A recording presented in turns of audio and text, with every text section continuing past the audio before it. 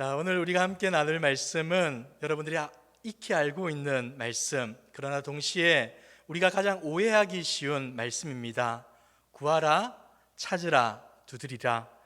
혹시 여러분들은 신앙생활 하면서 이러한 질문을 스스로에게 한 적 있지 않습니까? 나는 매일 새벽마다 기도하는데 왜 마음 한구석은 늘 이렇게 불안할까? 하나님을 믿는다고 고백은 하는데 왜 사람들에게 듣는 작은 한마디에 내 신앙 전체가 흔들릴까? 교회 다니는 연수는 늘어나고 있는데 왜 세상 사는 건 갈수록 더 힘들어지는 걸까?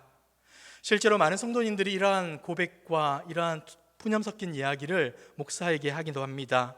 목사님, 기도는 하는데 삶이 쉽지가 않습니다. 정말 기도에 능력이 있는지 저는 잘 모르겠습니다. 여러분, 왜 그렇겠습니까?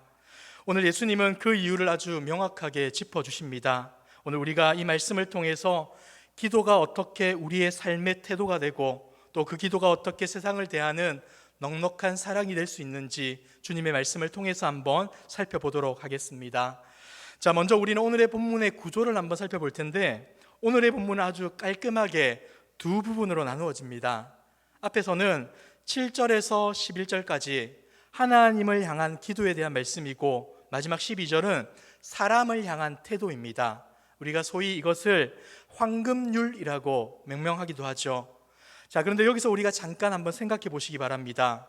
왜 예수님은 한참 기도에 대해 말씀하시다가 갑자기 결론에 이르러서 뜬금없이 다른 사람을 대접해라 라고 하실까요? 왜 기도의 결론이 다른 것이 아니라 인간관계여야 하는지 한번 생각해 보셔야 합니다. 여기는 아주 중요한 비밀이 담겨 있다고 볼 수 있는데 그것은 바로 하나님을 아버지로 깊이 신뢰하는 사람만이 다른 사람을 은혜로 대할 수 있다라는 것이죠. 여러분 생각해 보시기 바랍니다. 하나님께로부터 좋은 것을 공급받는다는 확신이 없는 사람 어떻겠습니까? 마음이 자유로울 수가 없습니다. 늘 결핍을 느끼게 되고 사람들에게 구걸을 하게 됩니다. 인정받으려고 하고 대접받으려 하고 사람 눈치 보느라 신앙과 삶이 흔들릴 때가 많습니다. 하지만 하나님께 기도하는 사람, 하나님과 밀접한 관계를 맺는 사람은 어떻습니까? 하나님의 공급하심을 믿기에 사람 눈치 보지 않습니다. 오히려 당당하죠. 그리고 내가 하나님께 풍성한 사랑을 받고 있기에 우리의 있는 것들을 이웃에게 마음껏 흘려보낼 수도 있습니다. 오늘 이 수직적인 기도의 능력과 어떻게 수평적인 사랑이 실천으로 연결되는지 말씀을 통해서 한번 살펴보겠습니다. 먼저 우리가 7절 말씀을 다시 한번 읽어볼까요? 7절입니다. 같이 읽겠습니다. 시작. 구하라.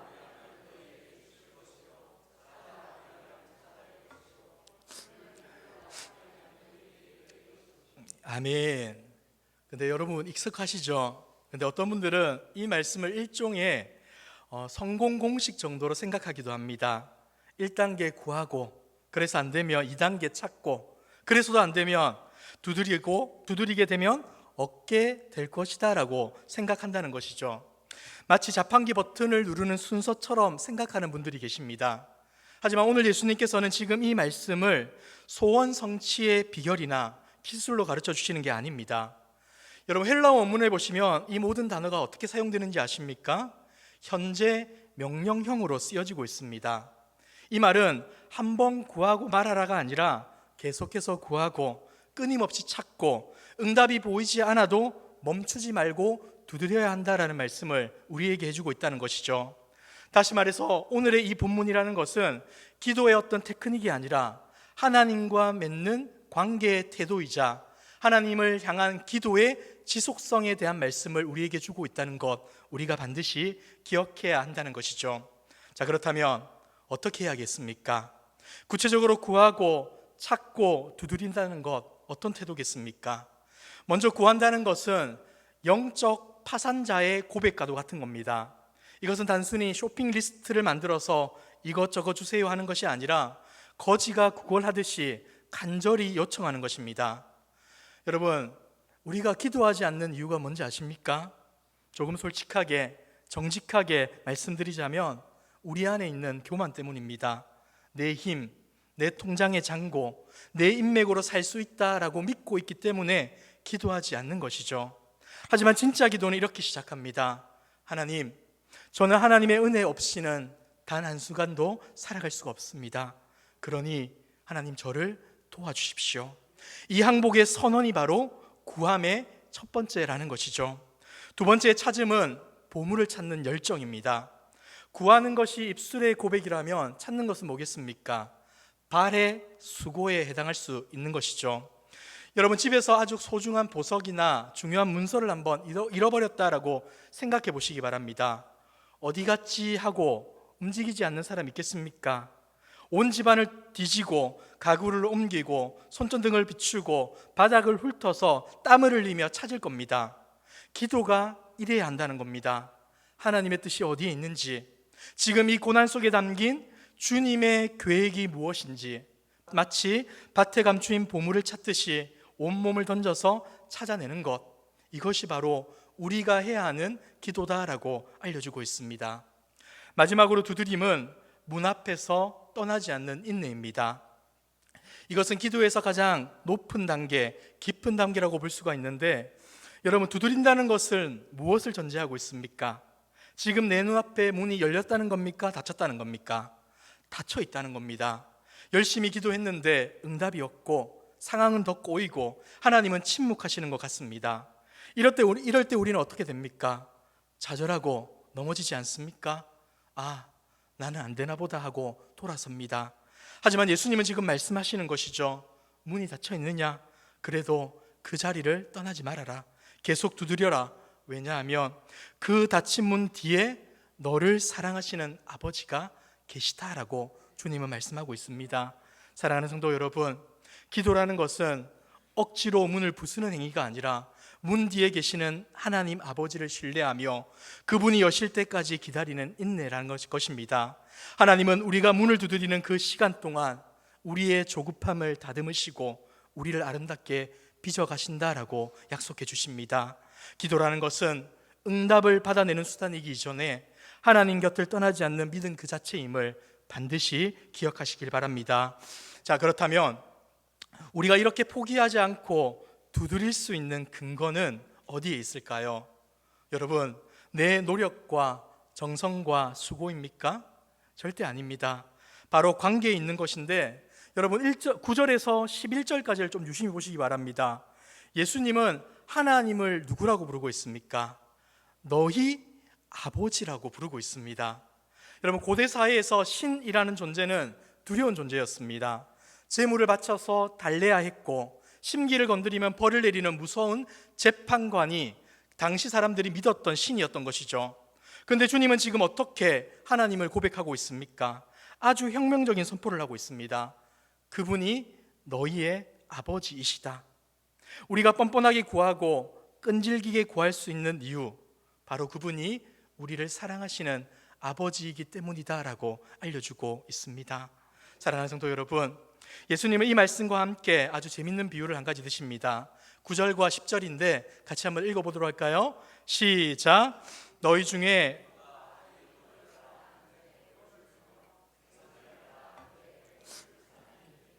아멘. 여러분, 팔레스타인 지역에는 둥근 돌이 마치 빵과 비슷하게 생겼다고 합니다. 그리고 어떤 물고기는 뱀과 비슷하게 생기기도 했다고 합니다. 하지만 아무리 눈이 어둡고 아무리 성격이 나쁜 부모라도 자식이 배고파 우는데 돌멩이를 주면서 얘따 먹어라 하고 속이는 부모 있겠습니까? 없겠습니까? 절대 없습니다. 그러니까 예수님의 논리는 명확한 것이죠. 너희같이 부족하고 때로는 이기적이고 악한 부모라도 자식에게만큼은 좋은 것을 주려고 하지 않느냐? 하물며 하늘에 계신 너희 아버지께서 구하는 자들에게 좋은 것을 주지 않겠느냐라고 주님은 말씀하고 있는 겁니다. 여러분, 오늘의 이 본문에서 우리가 꼭 기억해야 될 단어가 있는데 그것은 바로 좋은 것입니다. 좋은 것. 하나님은 우리가 원하는 것을 주겠다라고 약속하는 게 아니라 좋은 것을 주겠다라고 말씀합니다. 우리는 어떻습니까? 영적으로 철이 없어서 때로는 독이 든 뱀을 좋은 것으로 여기며 막 달라고 떼를 쓰지 않습니까? 당장 내 이가 부러질지도 모르는데 돌멩이가 떡인 줄 알고 달라고 올 때도 있습니다. 자, 그런데 그때 하나님은 어떻게 하십니까? 우리를 사랑하시기에 그러한 기도를 거절하십니다. 혹시 여러분이 열심히 기도했는데 하나님의 응답이 없는 기도가 혹시 있습니까? 그것은 거절이 아니라 더 좋은 것을 주시려는 하나님의 보호일 수도 있다는 사실을 반드시 기억하시길 바랍니다. 여러분, 기도라는 것은 내 뜻을 관철시키는 투쟁이 아니라 신실하신 하나님 아버지, 그분의 뜻이 내 삶에 이루어지도록 맡기는 신앙의 행위임을 반드시 기억하시길 바랍니다. 자, 그럼 이 사실을 알고 이 사실을 믿고 기도하는 자는 어떠한 모습이 되겠습니까? 이런 사람들에게 나타나는 결정적인 특징은 바로 겸손입니다. 내 생각보다 아버지의 생각이 훨씬 깊다는 것을 인정하기 때문에 그는 자신을 주장하거나 자신을 고집하지 않습니다. 하나님께 모든 것을 맡기며 겸손하게 살아간다는 것이죠. 그리고 이런 사람은 사람들에게 덜 의존하게 됩니다. 사람들의 칭찬에 우쭐해하지도 않고 비난이 오더라도 무작정 절망하지도 않습니다. 내 인생에 진짜 좋은 것이 사람으로부터가 아니라 하나님 아버지로부터 온다는 사실을 확신하고 믿기 때문이죠. 사랑하는 성도 여러분, 우리에게 좋은 것을 주시는 하나님 아버지를 신뢰합시다. 그리고 그 믿음 가지고 어떤 상황에서도 기도를 쉬지 않는 저와 여러분들의 모습이 되기를 주님의 이름으로 축복합니다. 자, 이제 세 번째로 우리가 은혜를 나눈 자의 파격적인 삶을 한번 보도록 하겠습니다. 이제 마지막 12절 말씀을 볼 텐데, 이 말씀이 그 유명한 황금률입니다. 우리 12절 말씀을 같이 한번 읽어보도록 할까요? 시작. 그러므로 무엇이든지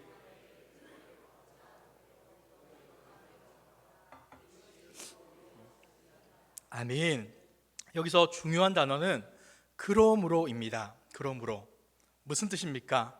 앞에 기도 내용과 뒤에 윤리 내용이 하나로 뭉쳐져 있다, 하나로 묶여 있다라는 뜻입니다. 너희가 아버지께 구하고 찾고 두드려서 좋은 것을 받는 자녀이냐? 그러므로 이제 너희는 세상에서 이렇게 살아야 한다라고 말씀해주고 있다는 것이죠. 근데 여러분 잘 보십시오. 사실 세상에도 여러 성인들과 철학자들이 오늘 본문과 비슷한 말씀을 했습니다. 공자가 어떤 말을 했습니까? 자기가 원하지 않는 바를 남에게 하지 말라라고 했습니다. 유대의 랍비들도 이와 비슷한 가르침을 주었습니다. 근데 여러분, 유심히 보시면 그들의 가르침과 예수님의 가르침에는 결정적인 차이가 있습니다. 그들의 가르침은 소극적인 반면에, 남에게 피해를 주지 말라, 싫은 것을 하지 말라라는 반면에 예수님의 가르침은 어떻습니까? 아주 적극적입니다. 너희가 대접받고 싶은 대로 먼저 가서 대접을 해라. 그러니까 죄를 짓지 않는 수준을 넘어서 적극적으로 사랑을 실천해야 한다는 것을 알려주고 있다는 것이죠. 여러분, 이 말씀은 내가 이만큼 했으니까 너도 이만큼 해라, 이 말이 아닙니다. 이기적인 우리의 본성을 뒤집는 말씀으로서 우리는 누군가에게 대접받고 존중받기를 원하지 않습니까? 그렇기 때문에 예수님이 이렇게 말씀하는 겁니다. 너희가 그렇게 존중받고 싶으냐? 사랑받고 싶으냐? 그렇다면 남들이 먼저 해주기를 기다리지 말고 너희가 먼저 가서 그 사랑을 시작해라. 서로 권리만 주장하고 네가 먼저 사과해라, 네가 먼저 인사해라 하는 이 세상의 악순환을 끊어내라 라는 가르침을 주님이 하시는 것이죠. 그래서 주님께서는 12절 하반절에서 이렇게 말씀합니다. 이것이 율법이요 선지자니라. 여러분, 성경의 가르침의 핵심이 뭡니까? 하나님은 구약의 율법을 통해서 우리에게 무엇을 가르쳤습니까? 하나님을 사랑하고 내 이웃을 내 자신과 같이 사랑하라. 이웃의 상태와 이웃의 모습을 구분하고 잣대를 대어서 그들을 사랑하라가 아니라 어떤 이웃이라 할지라도 그들을 사랑하라 했습니다. 오늘 주님의 말씀과 일맥상통한 것 아니겠습니까? 근데 여러분, 이것이 어떻게 가능하겠습니까? 우리의 본성, 우리의 기질로는 안 되는 거 아니겠습니까? 억지로 한다고 해서 되는 일이 아닙니다. 오직 기도하는 사람, 하나님 아버지께서 나에게 얼마나 좋은 것을 주셨는지, 자격 없는 나를 하나님이 얼마나 귀하게 대해 주셨는지를 아는 사람만이 억울해도 먼저 손을 내밀 수 있다라고 말씀해 주고 있습니다. 문을 두드려 하늘의 은혜를 채운 사람만이 그 은혜를 기꺼이 다른 사람에게 흘려보낼 수 있다라고 말씀해 주고 있는 것이죠. 사랑하는 성도 여러분, 그렇다면 우리가 구해야 되는 것은 무엇이겠습니까? 오늘의 본문에서 구하라, 찾으라, 두드리라고 하셨습니다. 자, 그런데 열심히 구하는 것보다 더 중요한 것은 무엇을 구하느냐 하는 겁니다. 솔직히 우리 대부분 어떤 것 구합니까? 가지고 싶은 것 구하죠. 주님, 돈 주십시오. 건강 주십시오. 승진하게 해주십시오. 우리 아이 합격하게 해주십시오. 물론 구해야 합니다. 하나님은 자녀의 필요를 아십니다. 하지만 성숙한 성도는 소유를 넘어서 존재를 구하게 됩니다. 어떤 것을 가질까가 아니라 어떤 사람이 될까를 구해야 한다는 것이죠. 여러분, 교회에서도 잘 보시기 바랍니다. 어떤 직분을 얻고 무슨 일을 맡기는 것에 관심은 많습니다. 하지만 어떤 성품의 사람이 되는가에는 관심이 없을 때 참 많지 않습니까? 그러다 보니까 죄된 본성을 다듬지 않으므로 문제가 생기기도 하고 분쟁이 일어나기도 하며 서로에게 상처를 주기도 합니다. 여러분, 교회의 진정한 힘과 능력은 돈이나 권력이 아니라 예수님을 닮은 인격에서 나오는 것입니다. 그래서 우리는 반드시 구해야 한다는 것이죠. 하나님, 제가 먼저 사랑하는 사람이 되게 하여 주시옵소서. 비난받을 때 욱하지 않고 예수님처럼 침묵하며 기도할 수 있는 사람이 되게 하여 주시옵소서. 대접받으려 하기보다 섬기는 기쁨을 아는 존재가 되게 하여 주시옵소서. 이것이 바로 주님이 우리에게 요구하시고 바라시는 모습이라고 할 수 있습니다. 그리고 마태복음 6장에서 너희는 먼저 그의 나라와 그의 의를 구하라 라고 가르치신 그 뜻이 바로 이것을 알려주고 있다는 것이죠. 사랑하는 성도 여러분, 말씀을 한번 맺어보도록 하겠습니다. 교회에서 주여 주여 부르짖으며 기도할 때는 마음이 뜨겁고 편안한데 집에 돌아가 혼자 조용히 있을 때 왠지 모를 불안감이 찾아오지는 않으십니까? 교회 일로 바쁠 때는 괜찮은데 문득 내 삶을 돌아보면 공허함이 밀려오지는 않으십니까? 만약 그렇다면 우리 각자의 신앙을 점검해 보아야 합니다. 신앙생활은 내용 없이 일단 열심히 달리는 것이 아니며 직분 따는 것이 목표가 되어서도 안 됩니다. 참된 신앙은 내 내면에 성숙해지고 다른 사람을 귀하게 여길 줄 알고 내 모든 삶에서 하나님이 베풀어 주신 은혜를 깊이 헤아리게 되는 것입니다.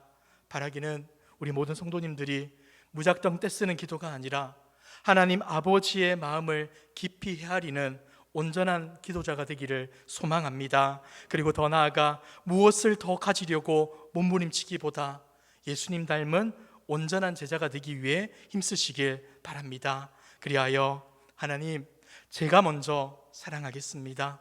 제가 먼저 용서하겠습니다. 제가 먼저 손 내밀어 이 악순환의 고리를 끊겠습니다 라고 결단하고 그렇게 살아갈 수 있는 저와 여러분들의 모습이 되기를 주님의 이름으로 축복합니다.